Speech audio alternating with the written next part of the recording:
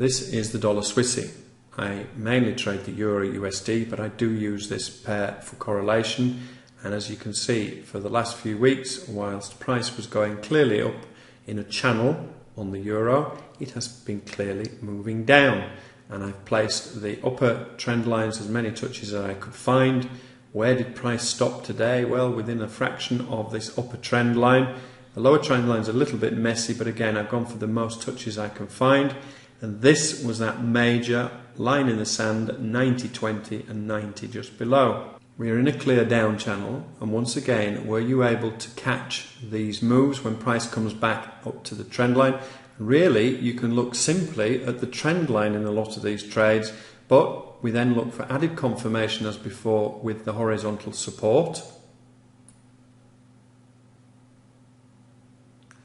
Here was around 9200. We didn't get a pullback and therefore we didn't get an entry there. The next point that price was seen to be struggling, support, resistance, etc., was this area here, 9150. Where we did get a good entry is here at 9135, touched it to the pip and again fell away. We are now nearing this 90 area. 9020 we know from previous videos has been major support, and therefore we were not looking to short in this area. The nearer price gets to this area, the less likely we are to take a trade, because the potential reward for this trade is much less.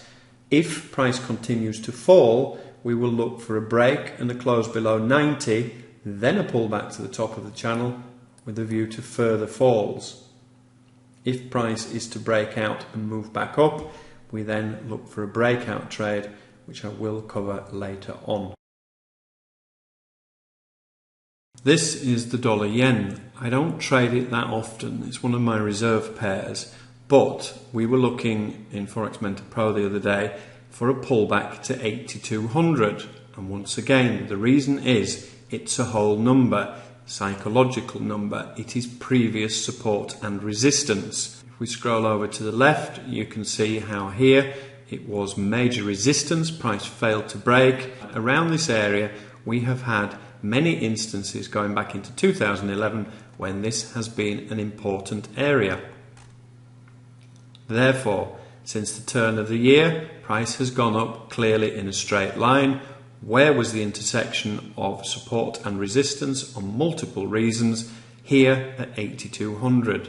A further thing to note here, had you been able to catch this move down here when price was around 7600, notice how price never broke the trend line, and therefore a long-term trader who is trading with the trend would be looking for an entry around 7700 and would still be in that trade.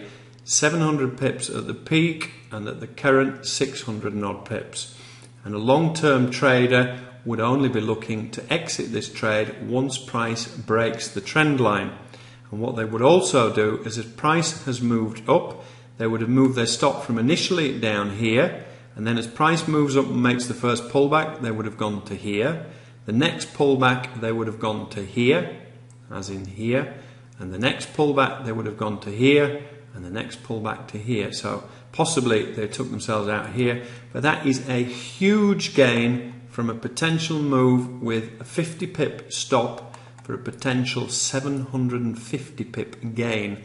That is the aim, that is what we want to be looking for. If you want to trade intraday as well, then that's fine. We can be looking for trades all the way along this move, but if we can catch the big moves at the beginning as well, it's almost money in the bank. So far this has all been nice and simple. We've had straightforward channels up and down. It's not always as clear as this. And one area of confusion that people get is, for example, if you were trading this on the 4-hour chart at the moment, you may be of a mind that this is in a downtrend. This is the 4-hour chart, and if we ignore those upward lines, then we would be looking here at a potential move down. We're in a down channel. Therefore, what do you do? On the long term, it's going up, and on the short term, it's going down.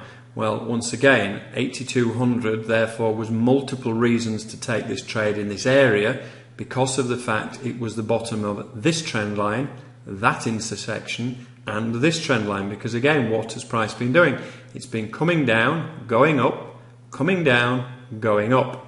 Now, this is the all-important area. If price was to break here, then we start to think in terms of potential moves back down to here. At the moment, we continue to go up. And I tend to find that if you are trading 4 hour, for example, and you're not sure of the trend, go to the next time frame up. It gets more difficult when you're trying to trade, say, a 15-minute chart, and you can have a 4 hour going down and a daily going up. But we'll cross that bridge as we come to it. So far, I have shown you what is probably the most simple strategy on the planet. We have simply been looking for support and resistance, both horizontal and diagonal, and basically we are looking for where price has reacted in the past, and therefore probability says it will do so again. We've also looked at candlesticks and the shapes, and I've shown you how important that they are. And the final thing is correlation, the way in which different pairs move in relation to others. And you have to be careful with correlation, because the Euro USD is going up 90% of the time that the dollar Swissy is going down. Were you to take both of those trades, you have actually doubled your risk. If you are limiting yourself, as you should do, to a maximum risk of, let's say, 5% on a smaller account and 3% on a larger account, you would only take one of the trades, or you would split the trade in half, i.e. you would take 1.5% on the euro and 1.5% on the Swissy.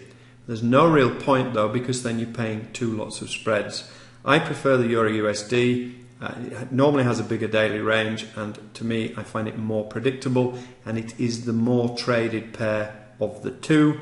And the final thing to consider is Swiss National Bank occasionally will intervene in the price of their currency, which means they will suddenly dive in and the thing will shoot off, and you cannot predict when they are going to do it.